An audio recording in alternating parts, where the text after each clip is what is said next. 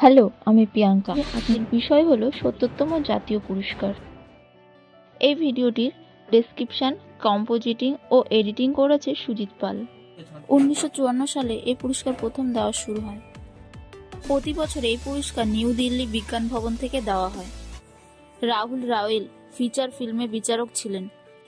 নন feature ফিল্মের বিচারক হলেন মাধব পান্ডা এবং গঙ্গাধর মুরালাই ছিলেন চিত্রনাটকের বিচারক। পেয়েছে এবং কোন কোন ব্যক্তি এই চলচ্চিত্রের জন্য নির্বাচিত হয়েছে।